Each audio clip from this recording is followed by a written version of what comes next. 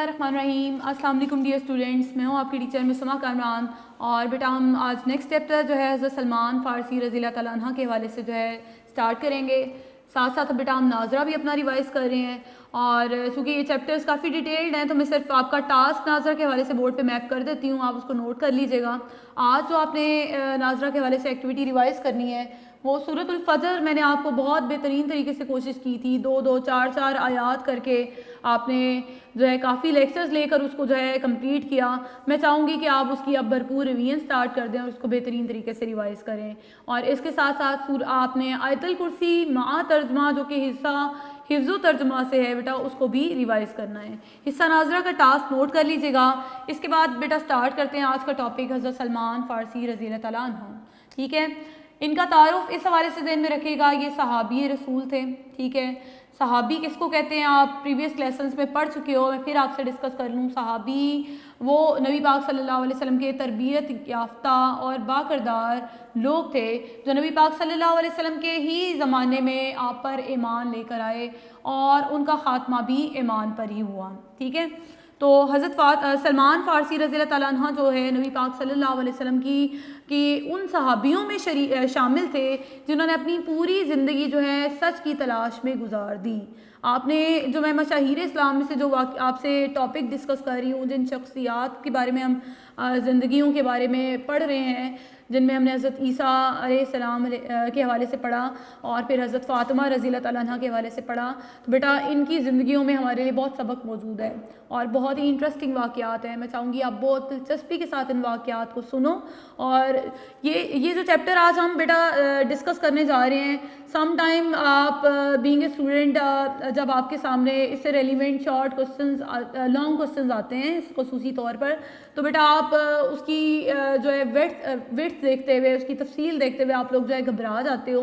तो no matter अगर आपने अच्छे तरीके से जो है वाक़यात को सुना होगा तो आप अच्छी तरह जानते हो कि आप अपनी वर्डिंग में उसको लिख सकते हो। तो आपने ये नहीं देखना ये चैप्टर पढ़ते हुए कि कितना तफसीली है, कितने तफसील में जवाबात मौजूद हैं। आप चूँकि ये वाक़यात हैं और हम वाक़यात से वाकिफ़ होना हमारे लिए ज़रूरी है, तो आप अपनी दिलचस्पी इस चीज़ पे रखो कि एक तो इसकी रीडिंग भरपूर तरीके से लो। मैं चाहूँगी पॉइंट टू पॉइंट जहाँ जहाँ हेडिंग्स बन सकती हैं बोर्ड पे मैप करके इस टॉपिक को आप तक कन्वे करूँ ताकि ईच एंड एवरीथिंग आपको कन्वे हो जाए। और फिर कहूँगी बेटा इसको एक स्टोरी की तरह समझने की कोशिश कीजिएगा। तो सबसे पहले हम बढ़ते हैं और देखें हम पैदाइशी मुसलमान हैं। ठीक है, और एक वो शख्स जिसने अपनी पूरी ज़िंदगी सच की तलाश में, दीन इस्लाम की तलाश में गुजार दी, उनकी ज़िंदगी के बारे में जानना हमारे लिए कितना दिलचस्पी रखता है और कितना मायने रखता है और उनकी ज़िंदगी से हम क्या कुछ सीख सकते हैं, इस चैप्टर पढ़ने के बाद हम इस काबिल हो सकेंगे कि किस बात का जवाब दें। तो सबसे पहले हम पढ़ेंगे हज़रत सलमान फ़ारसी रज़ी अल्लाह तआला अन्हु का तारुफ। मैं बहुत सी वो बातें भी डिस्कस करूंगी जो आपकी जो है टेक्स्ट बुक पे मौजूद नहीं है। यहाँ पर हज़रत सलमान फ़ारसी रज़ी अल्लाह तआला अन्हु का जो टॉपिक यहाँ से स्टार्ट हो रहे हैं, सलमान इब्न सलाम बिन इस्लाम। बिन का मतलब होता है बेटा, इस्लाम इस्लाम का, यानी उन्हें इस्लाम का बेटा मुतसव्वर किया गया। ये हम पढ़ेंगे क्यों मुतसव्वर किया गया। उससे पहले मैं इनकी ज़ात के तारुफ के बारे में बता दूँ कि आप मजूसी मज़हब से ताल्लुक़ रखते थे। आप जब पैदा हुए तो आपका मज़हब क्या था? मजूसियत। मजूसियत मैं बता दूं वो मज़हब है जिसमें आग की, पारसी मज़हब है जिसमें आग की पूजा की जाती है। ठीक है, और इसके बाद जो है मज़ीद हमने पढ़ना है कि आपका असल मजूसी नाम यानी इस्लाम कबूल करने के बाद तो आपका नाम सलमान फ़ारसी रज़ी अल्लाह तआला अन्हु रखा गया। इससे पहले जो मजूसी नाम आपका था वो माबा था। ठीक है, माबा आपका नाम था और आपका जो लक़ब दिया गया वो क्या था? सलमान अल खैर। ये लक़ब इनको क्यों दिया गया? नबी पाक सल्लल्लाहु अलैहि वसल्लम ने फरमाया कि ये सर से पैर तक खैर हैं, सलमान अल खैर कहा गया इनको, इनके लिए खैर ही खैर है। और इनकी कुनियत क्या थी? अबू अब्दुल्ला इनकी कुनियत थी। ठीक है, پھر اس حوالے سے ذہن میں رکھیے گا کہ نبی پاک صلی اللہ علیہ وسلم جس طرح تمام نبیوں میں افضل تھے، جتنے بھی اللہ تعالیٰ نے نبی بھیجے ان میں نبی پاک صلی اللہ علیہ وسلم افضل ترین، ٹھیک ہے، اور اسی طرح جو امت مسلمہ ہیں ان میں صحابہ افضل ترین ہیں، ٹھیک ہے۔ ہمیں چاہیے ان کی زندگی کی پیروی کریں، ان کے نقش قدم پر چلیں، ان کی ذات کو پڑھنے کی کوشش کریں، جن باتوں کو سیرت کو نبی پاک صلی اللہ علیہ وسلم کی سیرت کو لے کر جو اپنی زندگیوں میں انہوں نے قربانیاں دیں اور سیکھا اور اس پر عمل کیا اور تکالیف اٹھائیں، ہمارے لیے اس میں بہت سبق موجود ہے، ٹھیک ہے۔ آپ نے کے بارے میں ذہن میں رکھے گا کہ 10 سے زیادہ افراد کے ہاتھ میں آپ بدلتے رہے، غلامی میں آپ نے زندگی گزاری، ٹھیک ہے۔ آپ کا تعارف یہاں پر تو نہیں لکھا ہے، بتا دوں کہ آپ ایران کے شہر رام ہرمز میں پیدا ہوئے، اور اس ایران کا ایک شہر اصفہان ہے، وہاں ایک گاؤں روزبہ ہے جہاں پر آپ پیدا ہوئے۔ یہ نام کے حوالے سے جو ہے تضاد ہے، کہیں رام ہرمز بھی لکھا ہے اور کہیں پہ روزبہ بھی لکھا ہوا ہے، ٹھیک ہے۔ آپ کی عمر کے بارے میں کہا جاتا ہے کہ رسول اللہ صلی اللہ علیہ وسلم کے وصال کے بھی کئی سال بعد آپ زندہ رہے، حضرت عثمان غنی رضی اللہ تعالیٰ عنہ کے دور خلافت میں جو آپ کی وفات ہوئی، آپ مدائن کے گورنر بھی رہے، ٹھیک ہے، اور آپ کی عمر تقریباً جو ہے 300 سال تک تھی، ٹھیک ہے، 300 سال تک جو ہے آپ نے زندگی پائی۔ اب میں اس چیپٹر کی طرف آتی ہوں۔ تعارف کے حوالے سے چند باتیں میں نے اب بتا دی کہ حضرت سلمان فارسی خاندانی اعتبار سے، مطلب جس خاندان میں پیدا ہوئے کوئی معمولی خاندان نہیں تھا، آپ کے والد اپنے علاقے کے رئیس تھے، ٹھیک ہے، ایک کسان بھی کہا جا سکتا ہے، ایک رئیس بھی کہا جا سکتا ہے۔ آپ نے کبھی بھی اپنے جو ہے رئیس ہونے پر، رئیس زادے ہونے پر فخر نہیں کیا۔ آپ نے کے بعد میں اسلام قبول کرنے کے بعد جو کوئی آپ کے آباء و اجداد اور والدین اور مذہب کے خاندان کے بارے میں پوچھتا تو آپ خوب جواب دیتے۔ یہ جو جواب دیتے اس کو انڈرلائن کر لو، میں چاہوں گی یہ باتیں آپ ریڈنگ کے ساتھ اسی کو آپ فرماتے کہ میری شناخت یعنی پہچان صرف اسلام ہے، میں صرف اسلام کا فرزند کہتے ہیں بیٹا نہیں، بلکہ میں تو نسل سے اسلام کا بیٹا ہوں۔ اس لیے انہوں نے اپنے آپ کو کیا کہلانا پسند فرمایا؟ سلمان ابن اسلام، ابن اسلام، ابن اسلام۔ اقبال رحمۃ اللہ علیہ، علامہ اقبال کے حوالے سے کہا جا رہا ہے، انہوں نے مسلمانوں کے متعلق کہا کہ اسلام تیرا دیس ہے، تو مصطفی ہے، ٹھیک ہے، یعنی وہ شخص جو کہیں پر بھی رہتا ہوا وہ نبی پاک صلی اللہ علیہ وسلم کا نام لینے والا ہوگا تو ہر جگہ جو ہے وہ اسی کا دیس ہے، ٹھیک ہے۔ تو اس لیے ان کا کہنا تھا کہ میں کہیں پر بھی رہتا تھا، اسلام میرے اندر موجود تھا، اس لیے میں ابن اسلام ہوں، ٹھیک ہے۔ سیدنا سلمان فارسی رضی اللہ تعالیٰ علامہ اقبال کے شعر کی منہ بولتی تصویر ہیں۔ پھر خوش نصیبی کے اس وطن و نسل سے بے نیاز پردیسی کی کہ ان کے بارے میں، یعنی نہ انہوں نے اپنے وطن کی پرواہ کی، نہ اپنی نسل کی، نہ اپنے مذہب کی، نہ اپنے خاندان کی، نہ اپنے رتبے کی، ٹھیک ہے۔ آپ کے بارے میں نبی پاک صلی اللہ علیہ وسلم نے فرمایا سلمان منا اہل البیت، یہ بیٹا اس موقع پر نبی پاک صلی اللہ علیہ وسلم نے فرمایا تھا جب حضرت سلمان فارسی اسلام قبول کر چکے تھے اور غزوہ خندق میں آپ شریک تھے، جب انصار نے آگے بڑھ کر آپ کہا سلمان منا، کہ سلمان ہم میں سے ہے، ان کی دلچسپی دیکھی تو نبی پاک صلی اللہ علیہ وسلم نے بھی بڑھ کر فرمایا کہ سلمان منا اہل البیت، کہ سلمان اہل بیت میں سے، سلمان میرے گھر کا فرد ہے، ٹھیک ہے، تو اور سلمان میرا ہے۔ اور پھر جو ہے ان کی یہ خوش نصیبی ہے کہ نبی پاک صلی اللہ علیہ وسلم نے انہیں اہل بیت میں سے قرار دیا۔ یہ تو ساری ان کی تعارفی باتیں تھیں۔ اب بیٹا ہم پڑھیں گے ان کا خاندانی پس منظر۔ میں چاہوں گی بیٹا آپ اپنے نوٹس کھول لیں اس کے ساتھ، کیونکہ تفصیلی سوالات کے حوالے سے آپ سم ٹائم بچے کچھ ریزرویشن کا شکار ہو جاتے ہیں، جیسے میں نے پہلے ابھی آپ سے ڈسکس کیا کہ تفصیلی سوالات میں کافی ڈیٹیلڈ یہ واقعات ڈسکسڈ ہے، تو صرف آپ واقعے کو فوکس کریں، تفصیل کو نہ دیکھیں کہ کتنی تفصیل لکھی گئی ہے۔ تو آپ پیج نمبر کھولیے گا بیٹا،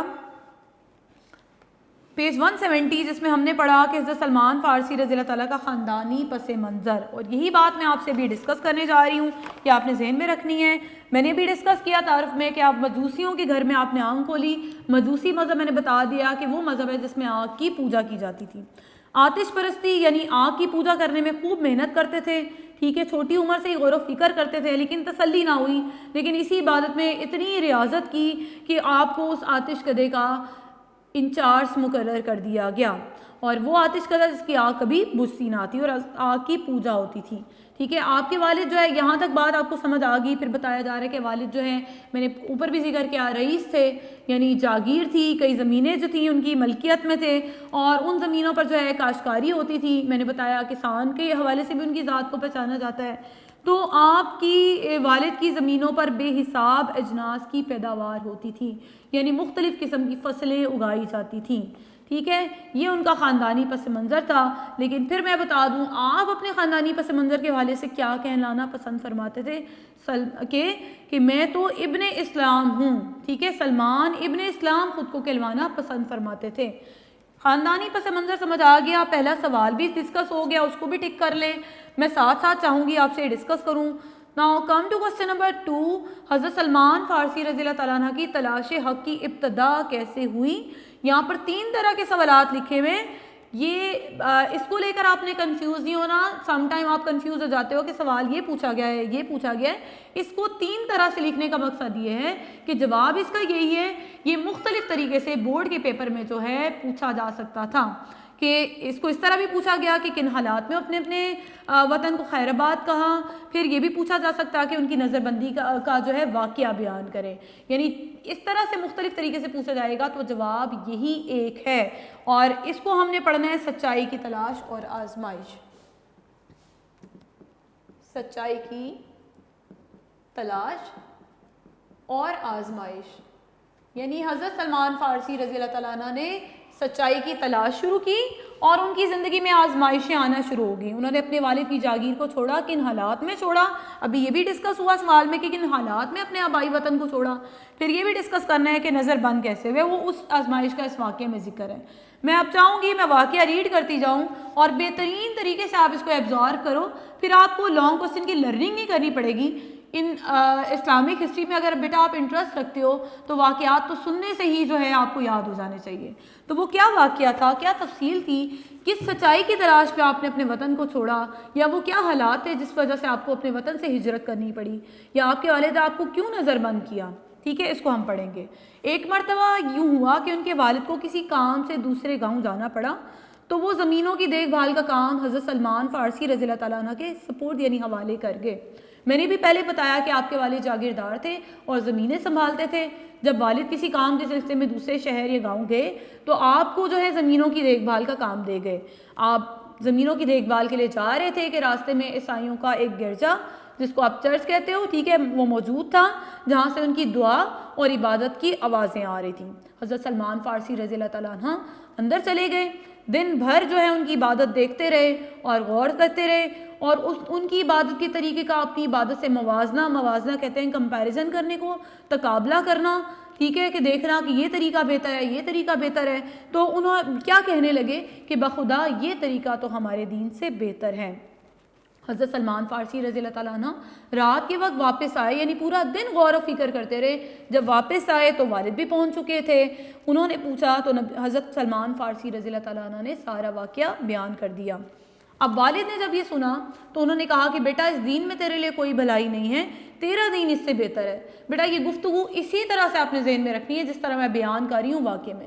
والد نے سنا کہ جو اس طرح انہوں نے چرچ گئے اور ان کی عبادت کا طریقہ کار دیکھا اور اب کہہ رہے ہیں کہ وہ دین سے بہتر, ہمارے دین سے بہتر ہے, تو کہنے لگے کہ بیٹا اس دین میں کوئی بھلائی نہیں, تیرا دین اس دین سے بہتر ہے. حضرت سلمان فارسی بضد رہے, کہنے لگے نہیں, ان کا دین ہمارے دین سے بہتر ہے. ٹھیک ہے, باپ کو اندیشہ یعنی خطرہ ہو گیا کہیں بیٹا دین سے پھر نہ جائے, منحرف نہ ہو جائے, کہیں یہ دین چھوڑ کر ان کے دین کی طرف نہ چل پڑے. اس خوف سے انہوں نے حضرت سلمان فارسی رضی اللہ تعالیٰ عنہ کو گھر میں قید کر دیا. یہاں تک واقعہ سمجھ آ گیا کہ والد گئے تھے, زمینوں کی دیکھ بھال کا کام آپ کے ذمہ دے گئے, آپ جا رہے تھے تو راستے میں آپ نے چرچ دیکھا, اندر چلے گئے, عبادت کا طریقہ کار دیکھا, ٹھیک ہے, اس کا موازنہ کیا, اس دین کو بہتر پایا. والد سے جب ذکر کیا تو والد خوف زدہ ہو گئے کہ کہیں بیٹا جو ہے اس دین کو چھوڑ نہ جائے, اس ڈر سے انہوں نے آپ کو گھر میں قید کر دیا. تو یہ بات اب آپ کو اچھی طرح سمجھ آ گئی ہوگی کہ ان کی تلاش حق کی ابتدا کیسے ہوئی. یعنی یہ وہ حالات تھے جب والد نے قید کر دیا تو پھر وہ اس گھر سے نکل کر جو ہے سچائی کو تلاش کرنا چاہتے تھے. اور یہی وہ حالات ہیں جن میں آپ نے اپنے وطن کو خیر بات کہا یعنی چھوڑا، اور ان کی نظر بندی کے واقعے میں بھی یہی گفتگو آپ نے لکھنی ہے۔ یہاں پر تھوڑی سی بات میں ایڈ کروں گی، یہاں پر دوسرا ٹاپک سٹارٹ ہوتا ہے شام کا سفر۔ شام کے سفر سے جو 4-5 پہلی لائنیں ہیں وہ ہم نے ایڈ کرنی ہے اسی کوشچن میں۔ وہ کس حوالے سے کہ حضرت سلمان فارسی رضی اللہ تعالیٰ عنہ کو عیسائیوں سے معلوم ہو چکا تھا کہ ان کا جو دینی مرکز ہے وہ ملک شام میں ہے۔ عیسائیوں کا دینی مرکز کہاں تھا؟ ملک شام میں۔ انہوں نے عیسائیوں کو اب پیغام بھجوا دیا، یعنی خود قید میں تھے، عیسائیوں کو پیغام بھجوا دیا کہ جو بھی قافلہ شام جانے والا ہو تو مجھے اطلاع کرا دیں۔ تھوڑے ہی دن بعد شام جانے والا قافلہ آ گیا۔ انہوں نے حضرت سلمان فارسی رضی اللہ تعالیٰ عنہ کو خبر دی۔ حضرت سلمان فارسی چھپتے چھپاتے ان کے ساتھ شام جا پہنچے۔ یہاں تک آپ مارک کر لیں، یہاں تک آپ کا لانگ کوشچن نمبر 2 جو ہے وہ پریپیئر ہو جائے گا کہ وہ کون سے حالات ہیں جن میں آپ نے اپنے آبائی وطن کو چھوڑا۔ اب اسی شام کے سفر کو ہم کنٹینیو کریں گے اور اس کے ساتھ میں آپ سے ڈسکس کروں گی لانگ کوشچن نمبر 3 کہ شام پہنچنے کے بعد حضرت سلمان فارسی رضی اللہ تعالیٰ عنہ پر کیا گزری۔ شام کا سفر، ملک شام میں کیا واقعات رونما ہوئے حضرت سلمان فارسی رضی اللہ تعالیٰ عنہ کے ساتھ۔ ٹھیک ہے، جب آپ وہاں پر گئے تو آپ نے سب سے پہلے تو پوچھا کہ دین کا سب سے بڑا آدمی کون ہوتا ہے۔ ٹھیک ہے، جواب ملا کہ کلیسا کا نگران اعلیٰ اسقف یا بشپ۔ یہاں پر کلیسا، یہاں پر میں لازمی یہ لفظ لکھوں گی تاکہ آپ کو معلوم ہو جائے، کلیسا چرچ کو کہا جاتا ہے۔ ٹھیک ہے، نگران اعلیٰ کس کو کہا گیا؟ اسقف بشپ، جس کو آپ پادری کے لیے لفظ بھی یوز کرتے ہو۔ ٹھیک ہے، جو ان کا دین کی تعلیم دینے والا سب سے بڑا عالم ہوتا ہے اس کو پادری کہا جاتا ہے، اسقف کہا جاتا ہے یا بشپ کہا جاتا ہے۔ ٹھیک ہے، یہ بات آپ نے لازمی ذہن میں رکھنی ہے۔ یہ وہ باتیں ہیں جو آپ سنتے ہوئے اچھی طرح ذہن میں بٹھا لوگے تو آپ کے لیے لانگ کوسچنز اور شارٹ کوسچن یاد کرنے ایزی ہو جائیں گے۔ ابھی ہم نے کیا پڑھنا ہے کہ ملک شام گئے تو کیا واقعات پیش آئے۔ ملک شام گئے تو سب سے پہلے کیا ہوا؟ انہوں نے پوچھا کہ دین کا سب سے بڑا آدمی کون ہے۔ بتایا گیا کہ چرچ کا نگران اعلیٰ کون ہوتا ہے؟ اسقف یا بشپ ہوتا ہے۔ ٹھیک ہے، حضرت سلمان فارسی رضی اللہ تعالیٰ ان کے پاس گئے اور کہا کہ مجھے نصرانیت سے دلچسپی ہے۔ اب ملک شام جانے کے بعد میں اب آپ سے اب ذہن میں رکھیے گا، میں بہت امپورٹنٹ بات کر رہی ہوں کہ ملک شام جانے کے بعد نبی پاک صلی اللہ علیہ وسلم تک پہنچنے تک کن کن ہاتھوں سے وہ گزرے، میں یہاں چاہوں گی اس کو میپ کر دوں۔ سب سے پہلے جس کا میں ذکر کر رہی ہوں، یہ جس راہب کے پاس وہ سب سے پہلے گئے تھے وہ ایک غلط کار شخص تھا۔ غلط کار کا مطلب ہوتا ہے غلط کام کرنے والا۔ اب یہاں پر غلط کام کرنے کے حوالے سے واقعہ ہم پڑھیں گے۔ جب آپ ان کے پاس گئے اور کہا کہ مجھے نصرانیت سے دلچسپی ہے، میں چاہتا ہوں کہ آپ کی خدمت میں رہ کر علم حاصل کروں اور آپ کے ساتھ دعا میں شمولیت حاصل کروں، اس نے اجازت دے دی۔ جب وہ جو ہے پہنچے اور وہاں پر دین کے سب سے بڑے آدمی کے بارے میں پوچھا، جب بتایا گیا کہ اسقف اور بشپ ہوتا ہے تو اس کے بارے میں اس کے پاس گئے اور کہا کہ مجھے نصرانیت سے دلچسپی ہے، میں دین کے بارے میں علم سیکھنا چاہتا ہوں، میں عیسائیت کا علم حاصل کرنا چاہتا ہوں۔ ٹھیک ہے، میں چاہتا ہوں کہ آپ کی خدمت میں رہ کے علم حاصل کروں اور دعا میں شمولیت حاصل کروں۔ ٹھیک ہے، دعا کی جاتی تھی اس مذہب میں، اس نے اجازت دے دی۔ آپ حضرت سلمان فارسی رضی اللہ تعالیٰ اس کی خدمت میں رہنے لگے، لیکن جلد ہی انہیں معلوم ہو گیا کہ وہ غلط کار شخص ہے۔ اب غلط کیا تھا جی؟ وہ لوگوں سے دین کے نام پر روپے پیسے لیتا تھا، لیکن اسے ضرورت مندوں پر صرف نہیں کرتا تھا، اکٹھا کرتا رہتا تھا۔ اس نے ایک بہت بڑا خزانہ جو ہے اکٹھا کر لیا تھا، اللہ کی راہ میں نہیں خرچ کرتا تھا، نہ کسی فقیر درویش کو دیتا، خزانہ جمع کر لیا۔ اب اگر وہ زندگی میں بتا دیتے اس کی تو وہ کوئی شخص اعتبار نہ کرتا، کیونکہ وہ دین کا ایک عالم تھا ان کے۔ ٹھیک ہے، جب وہ مر گیا تو آپ نے جو ہے عیسائی اسے دفن کرنے کے لیے اکٹھے ہوئے، تو حضرت سلمان فارسی رضی اللہ تعالیٰ نے انہیں سب کچھ بتایا، نہ صرف بتایا بلکہ وہ خزانہ بھی دکھایا۔ پر وہ اس حد تک برہم ہوئے، غصے ہوئے کہ انہوں نے کہا کہ ہم اسے دفن نہیں کریں گے بلکہ اسے سولی پر چڑھا کر سنگسار یعنی پتھر ماریں گے۔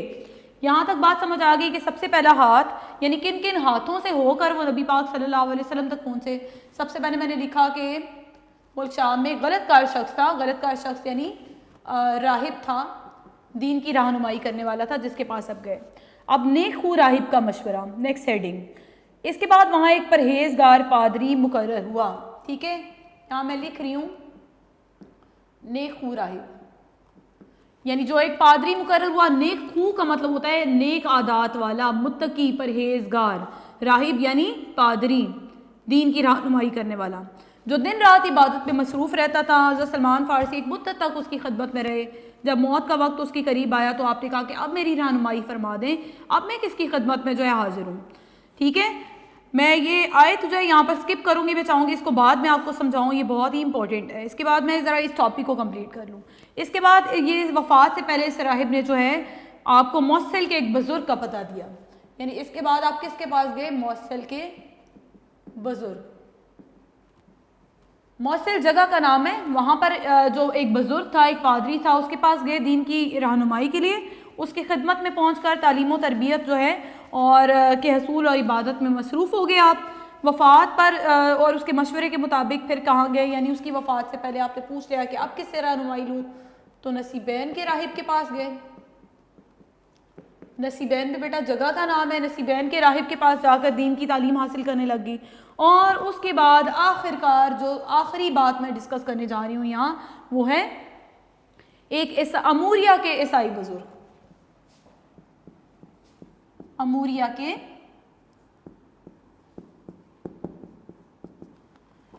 یہ ایک سیکوینس میں آپ نے ذہن میں رکھنا ہے کہ ملک شام میں کس طرح کے حالات کا انہیں سامنا کرنا پڑا, کہ سفر شام ان پر جا کر کیا گزری, وہ آپ نے جو ہے غلط کار شخص کے حوالے سے بیان کر دیا. ٹھیک ہے, اموریہ کے راہب تک آپ نے یہ ساری باتیں ڈسکس کر لی ہیں. اس میں غلط کار شخص سے وفات سے پہلے جو ہے وہ جب جو ہے مر گیا تو آپ نے اس کا خزانہ بھی دکھایا اور لوگوں کو بتایا کہ غلط کار شخص تھا. اس کے بعد وہاں ایک نیک پادری مقرر کیا گیا, اس کے حوالے سے میں نے لکھا نیک خو راہب. اس نے وفات سے پہلے موصل کے بزرگ کے بارے میں بتایا. آپ نے اس کی خدمت میں رہ کر بھی جو ہے دین کی تعلیم حاصل کی. اور اس کے بعد جو ہے آپ نصیبین کے راہب کے پاس گئے اور آخر کار آپ اموریہ کے عیسائی بزرگ کے پاس رہ کر بھی جو ہے دین کی تعلیم آپ نے حاصل کی. اس کی خدمت میں رہنے کے دوران آپ نے جو ہے نہ صرف گایوں اور بکریوں کے ریوڑ پال لیے تھے, یعنی ایک پیشہ بھی اپنا لیا تھا. ٹھیک ہے, اس نے وفات سے پہلے بتایا. اب جو باتیں اس نے بتائیں وفات سے پہلے, اس کو میں چاہوں گی کہ آپ انڈر لائن کر لیں اور اس کو کس حوالے سے ذہن میں رکھیں گے؟ کوسچن نمبر 4 کے حوالے سے, کہ اموریہ کے راہب نے حضرت سلمان فارسی کو سرکار مدینہ نبی پاک صلی اللہ علیہ وسلم کی نبوت کی کیا نشانیاں بتائی تھیں.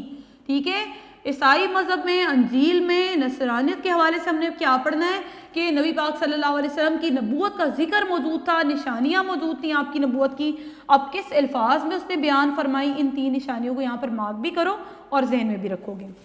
اس نے کہا کہ خدا کی قسم اب میرے علم میں زمین پر کوئی ایسا شخص نہیں جو ہدایت پر ہو, لیکن وہ زمانہ قریب ہے جب ملک عرب سے دین ابراہیم کا حامل جو ہے ایک نبی نمودار ہوگا. ٹھیک ہے, اب اس کی کیا 3 نشانیاں بتائی؟ کہ وہ اپنے شہر سے ایک ایسی آبادی کی طرف ہجرت کرے گا جو 2 لاوی کی چٹانوں سے جو ہے گھری ہوگی اور جہاں کھجوروں کے باغات کی کثرت ہوگی. ٹھیک ہے, پہلی نشانی کیا بتائی, میں دوبارہ چاہوں گی آپ اس کو ڈسکس کریں, کہ وہ اپنی شہر سے ایسی آبادی کی طرف ہجرت کرے گا جہاں کھجوروں کے باغات ہوں گے اور جو 2 لاوے کی چٹانوں سے گھری ہوئی ہوگی. ٹھیک ہے, اس کے بعد دوسری نشانی بیان فرمائی کہ وہ تحفہ اور ہدیہ تو قبول کرے گا, صدقے کا مال نہیں کھائے گا. تیسری نشانی کیا تھی؟ کہ ان کے دونوں کندھوں کے درمیان جو ہے پشت مبارک پر مہر نبوت ہوگی, یعنی علامت ہوگی نبوت کی. تو یہ 3 نشانیاں بتائیں اس نے وفات سے پہلے اموریہ کے راہب نے, اور کہا کہ ہو سکے تو اس بستی کی طرف یا اس جگہ کی طرف چلا جا. یہاں تک بات سمجھ آ گئی آپ لوگوں کو اچھی طرح سے, کہ اموریہ کے راہب کے تک پہنچنے کے بعد جب آپ نے کہا کہ اب میں کس کی خدمت میں رہ کے جو ہے رہنمائی حاصل کروں, تو اس نے کہا کہ اب میرے علم میں کوئی ایسا شخص نہیں ہے زمین پر جو ہدایت پر ہو, لیکن پھر کہا کہ ایک نبی نمودار ہونے والا ہے جو دین ابراہیمی کا حامل ہوگا, اور اس کی نبوت کی 3 نشانیاں بتائیں. وہ 3 نبوت کی نشانیاں ایز اٹ از آپ نے ذہن میں رکھنی ہیں. اور ابھی تک دیکھیں جو واقعات سیکوینس میں چل رہے تھے اس کے مطابق بیٹا آپ کے کوسچن نمبر 4 تک میں ڈسکس کر چکی. تو اب یہ ساری تفصیلات تو آپ کے لیے مشکل نہیں ہونی چاہیے. جو بھی واقعات آپ نے پڑھے ایز اٹ از میں نے آپ سے جو ہے ڈسکس کرنے کی کوشش کی, اور وہی ساری باتیں جو آپ کے لانگ کوسچن میں جوابات کی صورت میں پوچھی جا رہی ہیں. ٹھیک ہے, اب اس ٹاپک کو کنٹینیو کرتے ہیں کہ اب ایسا کیا معاملہ پیش ہوا یثرب کی طرف. نیکسٹ ہیڈنگ ہے یثرب کی طرف. یثرب بیٹا مدینہ کا پرانا نام ہے, یثرب کی طرف. रवानगी। अगर आप ज़हन में लाएं कि नबूवत की, नबी पाक सल्लल्लाहु अलैहि वसल्लम की नबूवत की जो पहली निशानी बयान की थी वो क्या थी? वो ये थी कि अपने शहर से उस आबादी की तरफ हिजरत करदा जहाँ पर जो है खजूरों के बागात होंगे और जो 2 लावे की चट्टानें होंगी, ठीक है, यहाँ वहाँ पर वो हिजरत करके वो नबी आएगा, ठीक है। तो कुछ हालात ही ऐसे हुए, जैसे मैंने अभी स्किप करवाई थी एक आयत कुरान करीम की, मैंने कहा था ये एड में बताऊंगी आगे जाकर, उसका अब जिक्र करना यहाँ पर ज़रूरी है। देखें ये आयत क्या है कि जो लोग हमारे रास्ते की तलाश में निकल पड़ते हैं हम उनको अपनी राहों की रहनुमाई कर दिया करते हैं। यानी हमारे दिल में ख्वाहिश तो हो कि हम सच्चाई को तलाश करें, हम अल्लाह ताला की याद की तरफ मशगूल तो हों, हम हदायत तो चाहें तो अल्लाह ताला हमें ख़ुद हदायत देगा, लेकिन हमारे दिल में ही हदायत ना होगी, हम हदायत के तालिब ही नहीं होंगे तो हम कैसे सिरात मुस्तकीम पर चल सकते हैं। इस नबी की, सहाबी रसूल की तलब देखें कि वो सच्चाई की तलाश में, हर ज़रिया ख़त्म हो चुका है, कोई ज़मीन पर शख्स ऐसा नहीं जो उन्हें हदायत के रास्ते पर ले चले। ऐसी ही शख्सियत के बारे में, ऐसी ही तलब के बारे में अल्लाह ताला ने क्या फरमाया कि जो लोग हमारे रास्ते की तलाश में निकल पड़ते हैं तो हम उनको अपनी राहों की रहनुमाई कर दिया करते हैं। ऐसी ही रहनुमाई अल्लाह ताला ने इन हालात में हज़रत सलमान फ़ारसी रज़ी अल्लाह ताला अन्हु की फरमाई। अब देखें क्या वाक़यात हुए अमूरिया के राहिब की वफ़ात के बाद। टॉपिक मैंने लिखा था यसरब की तरफ रवानगी। अमूरिया के राहिब की वफ़ात के बाद कुछ अरसा हज़रत सलमान फ़ारसी रज़ी अल्लाह ताला अन्हु ने वहीं क़याम किया। क्वेश्चन नंबर 5 देखिएगा, हज़रत सलमान फ़ारसी मदीना किस तरह पहुँचे और रसूल अल्लाह सल्लल्लाहु अलैहि वसल्लम की मदीना तशरीफ़ आवरी के मुतल्लिक़ उन्हें किस तरह इल्म हुआ। ठीक है, इसको हम किस तरह पढ़ेंगे कि कुछ अरसा तो वहीं रहे अमूरिया के राहिब की वफ़ात के बाद, कुछ पता तो लग चुका था कि अरब की सरजमीन का जिक्र है, जिस निशानी जिसके बारे में जिक्र हुआ था। मैंने बताया कि आप ईरान से ताल्लुक़ रखते थे, आपको इस तरफ जो है मुल्क शाम गए हदायत के लिए, और उसके बाद अमूरिया के राहिब ने कहा कि अरब की तरफ, सरजमीन की तरफ जो है हिजरत कर जाओ। तो अरब के कबीला कल्ब के कुछ ताजरों का वहाँ से गुजर हुआ, ये अल्लाह ताला की ही करनी थी, ठीक है, कि अरब के कबीला कल्ब के कुछ ताजिर का वहाँ से गुजर हुआ। हज़रत सलमान फ़ारसी रज़ी अल्लाह ताला ने अब अरब यसरब कैसे पहुँचे, मदीना कैसे पहुँचे, ये वाक़यात ज़हन में रखने आपने। शाम कैसे पहुँचे और यसरब कैसे पहुँचे, इन दोनों बातों में डिफरेंस रखिएगा। जब उनके वालिद ने कैद कर दिया था, आपको ईसाइयों से मालूम हो गया था कि उनका दीनी मरकज़ मुल्क शाम है, ठीक है, तो आप छुपते छुपाते काफिलों के साथ जो है मुल्क शाम पहुँचे, वो शाम पहुँचे। अब यसरब पहुँचने की बात हो रही है, तो इन वाक़यात को ज़हन में रखिएगा जो मैं अब आपसे डिस्कस कर रही हूँ। कुछ अर्सा वहीं रहे, जब अरब के कबीला कल्ब के कुछ ताजरों का वहाँ से गुजर हुआ तो आपने कहा कि अगर तुम मुझे अपने साथ मुल्क अरब ले जाओ तो मैं अपने तमाम मवेशी तुम्हें दे दूँगा। यानी ये शर्त उनके साथ तय पाई, वो मान गए। आपने तमाम मवेशी उनके हवाले कर दिए, खुद रवाना होने की तैयारी कर दी। जब ये लोग वादियुल कुरा पहुँचे तो उन्होंने आपके साथ गद्दारी की, आपको एक यहूदी के हाथ भेज दिया। कुछ दिनों बाद, यानी अब आप यहूदी के ग़ुलामी में जा चुके थे, उससे पहले आज़ाद ज़िंदगी गुजार रहे थे, अब आपकी ग़ुलामी की ज़िंदगी शुरू हो गई, ठीक है। एक यहूदी के हाथ उन्होंने बेच दिया आपको। कुछ दिनों बाद बनु करीज़ा का एक शख्स जो इस यहूदी का चचा ज़ात था, बनु करीज़ा का रहन सहन तो था यसरब में था, बनु करीज़ा का कबीला वहाँ रहता था। अब अल्लाह की करनी ऐसे हुई कि उन्होंने तो आपको यहूदी के हाथ बेच दिया, लेकिन फिर उसका एक चचा ज़ाद आया जो बनु करीज़ा से जिसका ताल्लुक़ था, ठीक है, वो आपको ख़रीद कर यसरब ले गया, ठीक है। ये अल्लाह ताला ने एहतमाम फरमाया उनका यसरब पहुँचने का, जैसा कि भी आयत से आपने पढ़ा कि अल्लाह ताला ने कहा कि मैं खुद उनके लिए अपनी राहों की रहनुमाई कर दिया करता हूँ, ठीक है। तो इस तरह वो यसरब पहुँचे, वहाँ गए तो क्या देखा, नबूवत की जो निशानी उस अमूरिया के राहिब ने फरमाई थी वो पहली निशानी दुरुस्त साबित हुई। वो पहली निशानी क्या थी, आपने वहाँ खजूरों के बागात देखे, आपने देखा ठीक वही नक्शा है, वही लावे की चट्टानें हैं, खजूरों के बागात हैं, आपने कहा यही तो वो मंजर है जिसकी मुझे तलाश थी। ये आपका वहाँ पर पहुँचने का जो है वाक़या था। इसके बाद अब डिस्कस करने रसूल अल्लाह सल्लल्लाहु अलैहि वसल्लम की यसरब तशरीफ़ आवरी, यानी ये हाफ पार्ट डिस्कस हुआ है इस क्वेश्चन का। इस क्वेश्चन के 2 पार्ट्स हैं, अगर आप देखो क्वेश्चन नंबर 5 के, कि आप किस तरह मदीना पहुँचे यानी यसरब, और उन्हें रसूल अल्लाह की तशरीफ़ आवरी के मुतल्लिक़ कैसे मालूम हुआ। अब रसूल अल्लाह की तशरीफ़ आवरी का वाक़या मैं आपसे डिस्कस करूँगी।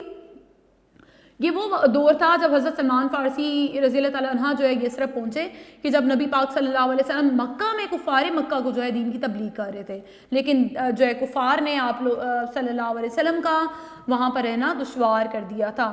اللہ تعالیٰ نے اسی اسنا میں نبی پاک صلی اللہ علیہ وسلم کو حکم دیا کہ آپ مکہ سے مدینہ ہجرت فرما جائیں گے۔ اس زمانے کا ذکر ہو رہا ہے۔ رسول اللہ صلی اللہ علیہ وسلم نے جو ہے اپنے ساتھیوں کے ساتھ ہجرت کر کے یثرب پہنچنا شروع کر دیا تھا۔ بالآخر جو ہے حضرت سلمان فارسی کو جس گھڑی کا انتظار تھا وہ گھڑی بھی آ گئی کہ نبی پاک صلی اللہ علیہ وسلم جو ہے مکہ سے مدینہ ہجرت، جب پہلی شرط ہم نے پڑھی، پہلی نبوت کی نشانی پڑھی کہ وہ اپنے شہر سے اس آبادی کی طرف ہجرت کرے گا، ٹھیک ہے۔ تو آپ نے یہ واقعہ کس طرح سنا ان کی ہجرت کا کہ آپ کھجور کے درخت پر تھے، مالک درخت کے نیچے تھا، آپ کا اس مالک کا ایک رشتہ دار آیا اور کہنے لگا کہ اللہ ستیہ ناز کرے ان اوس اور خزرت کا۔ اوس اور خزرت بیٹا یہ وہ قبائل تھے جنہوں نے نبی پاک صلی اللہ علیہ وسلم کو دعوت دی تھی کہ وہ مدینہ آ جائیں، ٹھیک ہے۔ تو ان کے بارے میں یہ بات کر رہا ہے یہ شخص کہ اللہ ستیہ ناز کرے اس اوس اور خزرت کا۔ یہ اس وقت قبا میں اس آدمی کے پاس جمع ہو رہے ہیں جس کا دعویٰ ہے کہ وہ نبی ہے۔ اتنا سننا تھا حضرت سلمان فارسی رضی اللہ تعالیٰ عنہ کا کہنا تھا کہ میں بے چین ہو گیا، ٹھیک ہے۔ ان کا کہنا تھا کہ میری ٹانگیں کانپنے لگیں، مجھے ڈر تھا کہ کہیں میں اپنے مالک پر نہ گر جاؤں۔ میں فوراً درخت سے نیچے اتر آیا اور پوچھا کہ یہ شخص آپ سے کس بارے میں کہہ رہے ہیں، مجھے بھی سنائیں۔ جس شخص کی غلامی میں آپ تھے وہ بہت ظالم تھا، ٹھیک ہے، اور آپ پر انتہا کا اس نے ظلم کر رکھا تھا۔ اس حوالے سے جب آپ نے ذکر فرمایا تو اس نے ڈانٹا اور کہا کہ تیرا اس بات سے کیا تعلق ہے، تو جا اور جا کر اپنا کام کر۔ یہ سارا واقعہ اس کوسچن کے حوالے سے کمپلیٹ ہو گیا۔ اب آتے ہیں ہم کوسچن نمبر 6 کی طرف۔ کوسچن نمبر 6 ہے جی بیٹا حضرت سلمان فارسی رضی اللہ تعالیٰ عنہ کی رسول اللہ صلی اللہ علیہ وسلم کی خدمت میں حاضری اور قبول اسلام، ٹھیک ہے۔ میں چاہوں گی یہ واقعہ بریف کر دوں آپ کو کہ پہلی نشانی تو درست ثابت ہو گئی بیٹا، ابھی 2 نشانیوں کو مزید حضرت سلمان فارسی نے پرکھنا تھا، ٹھیک ہے، جو اموریہ کے راہب نے آپ کو بتا رکھی تھی۔ اب وہ کیا ہوئی نشانیاں تھیں کہ وہ صدقے کا مال نہیں قبول کرے گا، تحفہ اور ہدیہ قبول کر لے گا۔ اس غرض سے آپ نے اپنے مالک سے کچھ کھجوریں لیں اور جو ہے شام ہوئی اور قبا نامی بستی کی طرف روانہ ہو گئے اور جا کر کہا کہ مجھے پتہ لگا ہے کہ آپ ایک نیک انسان ہیں، آپ کے ساتھ پردیس سے کچھ ساتھی بھی آئے ہیں جو حاجت مند ہیں، ٹھیک ہے، میرے پاس صدقے کا مال ہے اور میں چاہتا ہوں کہ آپ سے زیادہ اس کا کوئی حقدار نہیں۔ ان صاحب نے اپنے ساتھیوں سے تو کہا کہ کھائیں لیکن خود کو ہاتھ نہ بڑھایا۔ تو آپ نے کہا، دل میں سوچا حضرت سلمان فارسی نے کہ یہ دوسری نشانی بھی درست ثابت ہوئی، ابھی آدھی نشانی تھی، آپ تحفہ اور ہدیہ قبول کر لیتے ہیں، یہ بات درست ثابت ابھی کرنی تھی، ٹھیک ہے۔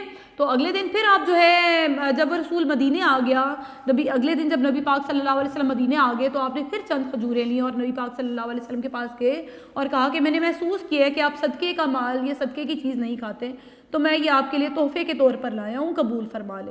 اب نبی پاک صلی اللہ علیہ وسلم نے خود بھی کھایا اور اپنے صحابہ اور ساتھیوں کو بھی کھلایا، یعنی دوسری نشانی درست ثابت ہو گئی۔ اب تیسری نشانی بیٹا رہ گئی تھی معلوم کرنی، اور وہ تیسری نشانی کیا تھی؟ نبی پاک صلی اللہ علیہ وسلم کی پشت مبارک پر دونوں کندھوں کے درمیان مہر نبوت۔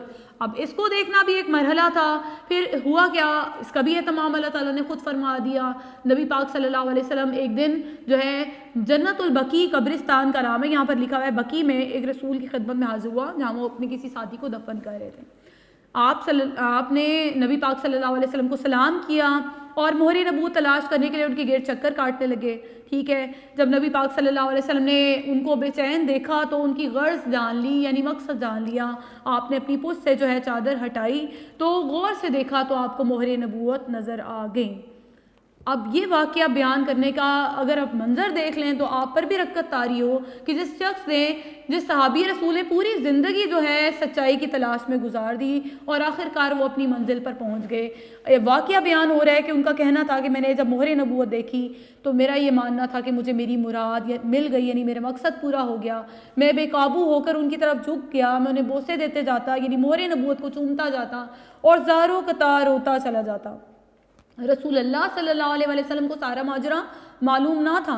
جب نبی پاک صلی اللہ علیہ وسلم نے پوچھا کہ تمہیں کیا ہو گیا ہے تو انہوں نے پھر جو ہے وہ تمام واقعات اپنے جہاں سے زندگی بچپن سے سفر شروع کیا تھا، ٹھیک ہے، ایران سے جو میں نے آپ کو بتایا مجوسیت کے حامل تھے، عیسائیت میں ساری زندگی گزاری، لیکن پھر بھی اس مذہب میں بھی بے چین رہے اور آخرکار سچائی کی تلاش سے ہوتے ہوئے وہ نبی پاک صلی اللہ علیہ وسلم تک دین اسلام تک پہنچ گئے، اور اس کا اہتمام اللہ تعالیٰ کی ذات نے خود فرمایا کیونکہ وہ ہدایت کے طالب تھے، ٹھیک ہے۔ آپ نے ان کی اس تلاش کے سفر کو جو ہے صحابہ کو بھی سنایا، کیونکہ روشنی کے اس مسافر کو اس کے مالک حقیقی نے طلب میں سچا پایا تھا اور منزل تک پہنچانے کا اہتمام فرما دیا۔ بیٹا میں ان شارٹ یہاں پر مزید بتاؤں گی کہ وہ جو ہے ساری زندگی جب ایمان لے کر آئے، اس کے بعد حضرت سلمان فارسی رضی اللہ تعالیٰ نے اسلام قبول کر لیا اور کہنے کے لگے کہ میں تو ایک یہودی کا غلام ہوں۔ رسول اللہ صلی اللہ علیہ وسلم نے فرمایا کہ اس یہودی سے مکاتبت کر لو، ٹھیک ہے، یعنی معاملہ طے کر لو، کچھ پیسے دے کر آزاد ہو جاؤ۔ انہوں نے فرمایا کہ ٹھیک ہے، لیکن جو ہے بدلے کے طابقت میں اس نے 300 اوقیہ چاندی مانگ لی اور کہا کہ 100 کھجوروں کے درخت لگاؤ، جب وہ درخت جوان ہو جائیں اور ان پر پھل آ جائیں تو تم اس کے بعد آزاد ہو۔ یہاں پر ایک بات قابل غور ہے کہ کھجور کے درخت پر جو ہے پھل کافی عرصے بعد آتا ہے، ٹھیک ہے۔ تو یہاں پر وہ جب آگے اور بے چین تھے، نبی پاک صلی اللہ علیہ وسلم نے پوچھا تو کہا کہ میں تو آپ ساری زندگی جو ہے آزاد نہیں ہو سکتا، اس سے میرے مالک نے یہ شرط رکھ دی ہے۔ نبی پاک صلی اللہ علیہ وسلم نے کہا کہ صحابی رسول کو صحابیوں کو ترغیب دی کہ اس کی مدد فرماؤ، ٹھیک ہے، اور جس کے پاس کھجوروں کے پودے ہیں وہ اس کو دیں، ٹھیک ہے۔ 100 درخت لگانے تھے، 100 پودے لگانے تھے، تو تمام صحابیوں نے مدد فرمائی اور نبی پاک نے ان کو کہا کہ کل میں تمہیں باغ میں ملوں گا۔ نبی پاک صلی اللہ علیہ وسلم آئے اور اپنے دست اقدس سے آپ نے وہ 100 کے 100 پودے ان کے لیے لگائے، ٹھیک ہے۔ کچھ پودے حضرت سلمان فارسی نے بھی مدد کی غرض سے لگا دیے کہ تمام پودے نبی پاک صلی اللہ علیہ وسلم نے لگائے ہیں تو میں بھی لگا دیتا ہوں، ٹھیک ہے۔ تو ہوا کیا کہ سال بعد، صرف نبی پاک حالانکہ سال بعد نہیں آتے، لیکن سال بعد ہی نبی پاک صلی اللہ علیہ وسلم کے دستے اکثر سے جو کھجور کے پودے لگے تھے ان کو پھل بھی، وہ بڑے بھی ہو گئے اور ان کو پھل بھی لگ گئے، جبکہ حضرت سلمان فارسی رضی اللہ تعالیٰ عنہ نے جو پودے لگائے تھے وہ ابھی اتنے ہی تھے جتنا کہ ابتدائی طور پر ان کو ہونا چاہیے تھا، ان کو کوئی پھل وغیرہ نہیں لگا، ٹھیک ہے۔ اب 300 اوقیہ چاندی کا معاملہ تھا، نبی پاک صلی اللہ علیہ وسلم کے پاس کچھ مال آیا تھا مال غنیمت کے حوالے سے، نبی پاک صلی اللہ علیہ وسلم نے دیکھا تو وہ 300 اوقیہ سے کم تھا، جب ان کو کہا کہ گنو، ٹھیک ہے، تو اللہ تعالیٰ نے خود اس مال میں برکت فرمائی اور وہ پورے 300 اوقیہ ہو گیا، ٹھیک ہے، آپ نے دیا اور خود ان کو جو ہے آزاد کروایا۔ یہ ساری باتیں میں نے اس لیے بیان فرمائیں کہ آپ دیکھ لو کہ ایک وہ شخص، ایک وہ صحابی رسول جس نے تمام زندگی جو ہے سچ کی تلاش میں گزار دی، تو اللہ تعالیٰ نے خود جو ہے ان کی طلب میں ان کو سچا پایا۔ جیسے کہ اگر اپنی بک کے وہ لاسٹ پیراگراف پہ اگر آپ توجہ فرماؤ کہ حضرت سلمان فارسی کی ذات سے ہمیں سبق کیا مل رہا ہے کہ انسان کا مقصد زندگی پاکیزہ ہو، نصب العین بلند ہو، ٹھیک ہے، ہمارے اندر سچائی کو تلاش کرنے کا جذبہ ہو، تبھی جو ہے اللہ تعالیٰ کی رحمت بھی متوجہ ہوتی ہے اور ہمیں کامیابی سے ہمکنار کرتی ہے، ٹھیک ہے۔ تو ان کا چونکہ نصب العین مقصد پاک تھا، مبارک تھا، سفر تلاش جو تھی وہ پاک تھی، اسی لیے اللہ تعالیٰ نے انہیں منزل پر پہنچانے کا اہتمام کیا۔ یہ چیپٹر بہترین طریقے سے واقعات کی روشنی میں آپ نے کمپلیٹ کرنا ہے، پریپیئر کرنا ہے، ناظرہ کو بھی ریوائز کر کے رکھیے گا، اپنا بہت خیال رکھیے گا اور اس چیپٹر پہ پوری توجہ دیجیے گا۔ اللہ حافظ۔